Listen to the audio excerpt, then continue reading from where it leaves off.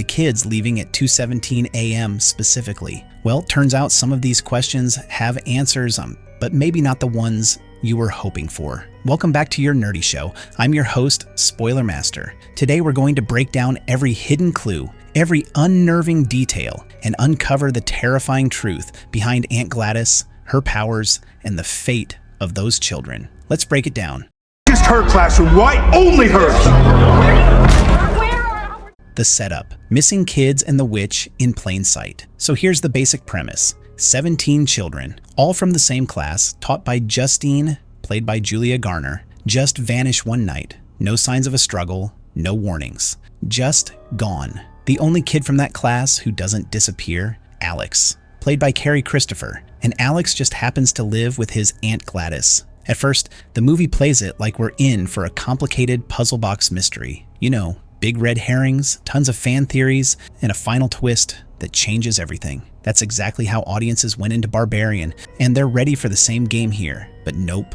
Cregger basically hides the answer in plain sight right from the beginning. In Justine's storyline, her car gets vandalized, and the word witch is spray painted across it. It's so blatant that you kind of write it off as too obvious to be real. But guess what? There is a witch, and it's not Justine. It's Aunt Gladys. A lot of people die in a lot of really weird ways in this story.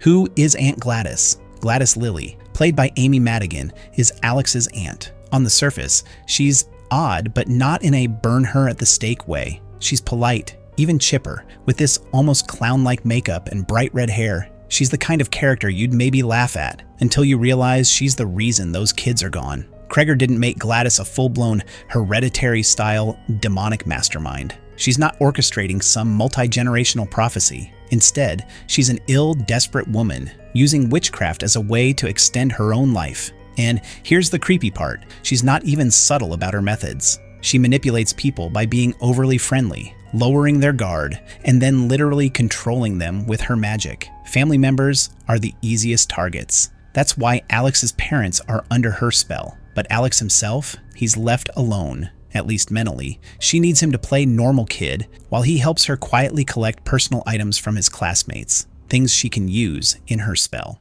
I've never seen anything like that in my life. Why the kids had to go. So why abduct exactly 17 children? Honestly, it's not some symbolic number. It's just the number she could get away with without attracting attention too early. She needed enough life force to make her healing magic work, or so she thought. This is where it gets twisted. Gladys is practical. She doesn't want the kids for revenge or to fulfill a prophecy. She wants them because she thinks draining their life force will cure her illness, and like someone overdosing on cold medicine thinking more is better. She's simply increasing the dosage. The more kids, the more power. But the spell doesn't even work that well, which means all that horror, all that pain, all that effort, and the results are meh. And honestly, that's one of the darkest things about this movie, because sometimes the worst tragedies don't come from epic evil master plans. They come from mundane selfishness. About 17 kids in one classroom. I want to know what happened. The 2:17 a.m. mystery now, the big clock question.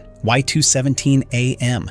Fans immediately jumped on that as the clue. Maybe it's tied to a witching hour ritual. Maybe it's from some occult calendar. Maybe it's an Easter egg referencing another film. Nope, are conditioned to see patterns everywhere in mystery stories. If something happens at a specific time, we want it to be symbolic. But Cregger uses this moment to troll us. The meaning is that there isn't one, just like real life sometimes. It's a reminder that evil doesn't always have an elegant cinematic reason. Sometimes it's just someone acting when they're ready. Emotional parents here.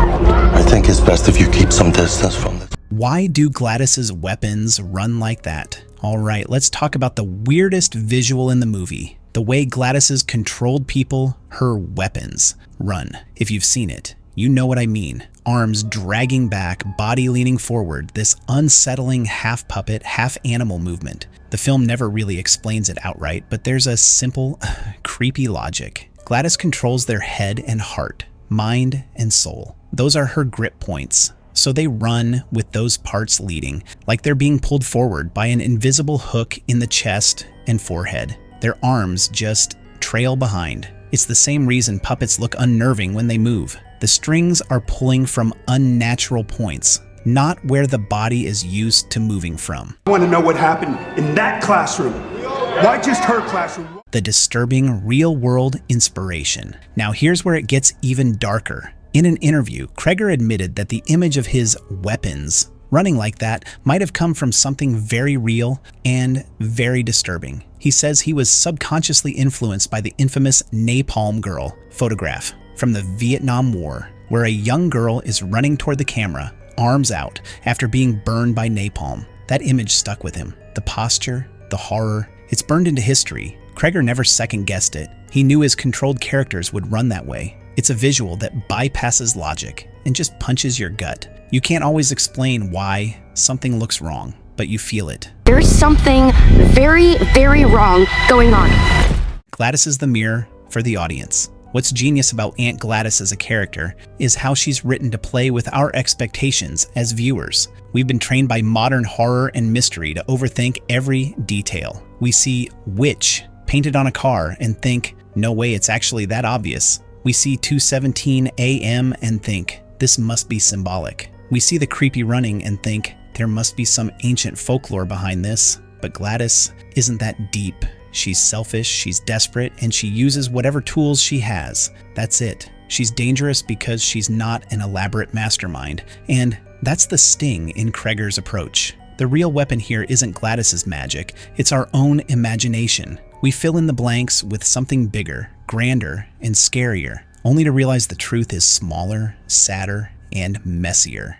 Night before, at 2:17 in the morning, every kid... Why this ending works. The ending hits hard because it feels like a bait and switch, but in a way that mirrors real life. Horrific events don't always have satisfying answers. They don't always connect to a grand plan. Sometimes the villain doesn't have a masterful Bond villain speech. They just did something because they could. By making 2:17 meaningless, by showing Gladys's plan as sloppy and our nerdy thoughts. So who is Aunt Gladys? She's not just the witch who took the kids. She's a reminder that evil doesn't need to be smart to be dangerous. That selfishness and desperation can destroy lives just as effectively as a calculated, supernatural prophecy. Why did the kids leave at 2:17 a.m.? Because that's when she was ready. No prophecy, no ritual significance, just practicality. Why do her weapons run like that? Because she's not steering their bodies from their limbs. She's pulling from the core. And because somewhere deep in the director's mind was an image so haunting that it just stuck. And maybe that's the final trick Weapons plays on us. Not just showing us horror, but making us feel the urge to explain it away. When maybe the scariest thing is that some horrors don't have an explanation. If you walked away from Weapons feeling unsettled, confused, or even a little cheated, maybe that was the point.